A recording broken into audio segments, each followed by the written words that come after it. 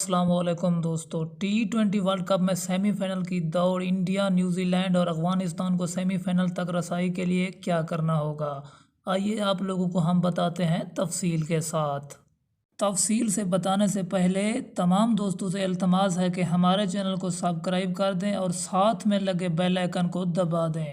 تھوڑی دیر کے لیے اپنی یادداشت پر زور ڈال کر یہ سوچیں کہ آخری مرتبہ کس ICC ٹورنامنٹ میں پاکستان کرکٹ ٹیم کو بغیر کسی پریشانی کے اگلے راؤنڈ میں رسائی حاصل کرتے دیکھا تھا؟ شاید اس لیے آپ کو 10 سال قبل ہونے والا شاید 2021 کے ون ڈے ورلڈ کپ کا خیال آئے، جب پاکستان نے گروپ مرحلے میں صرف ایک میچ ہارا تھا اور گروپ میں سرفہرست رہا تھا اور پھر کوارٹر فائنل میں بھی بآسانی فتح حاصل کر لی تھی۔ نہ تو ICC ٹورنامنٹ کے دوران اکثر پاکستانی مداحوں کا زیادہ تر وقت حساب کتاب میں گزرتا ہے اور صورتحال اگر مگر لگی رہتی ہے۔ اس لیے زیادہ دور نہیں بلکہ سن 2019 کے ورلڈ کپ کی ہی مثال لے لیں۔ لیکن یہ سب کچھ اس T20 ورلڈ کپ میں یکسر تبدیل ہو چکا ہے۔ انڈیا ٹیم کے مداح ICC کی جانب سے ٹورنامنٹ کے شیڈول کے بارے میں تنقید کر رہے ہیں۔ انڈیا ٹیم نے اپنا پہلا میچ پاکستان کے خلاف 24 اکتوبر کو کھیلا تھا، جس کے بعد سے وہ ایک ہفتے کے دوران صرف پریکٹس ہی کر رہا ہے۔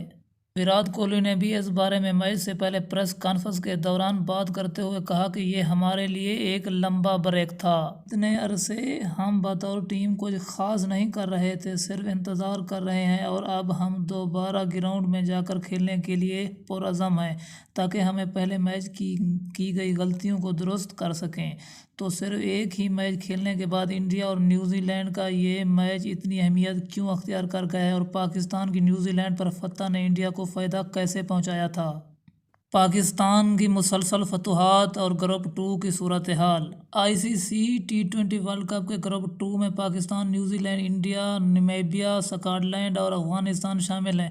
پاکستان اب تک اس گروپ میں سب سے زیادہ میچ کھیل چکا ہے اور جیت بھی چکا ہے۔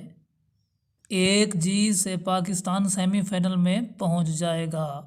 وہ ٹیم نمیبیا ہوگی یا اسکاٹ لینڈ۔ ہمیں دیجیے اجازت، آپ لوگوں کا رہے اللہ نگہبان۔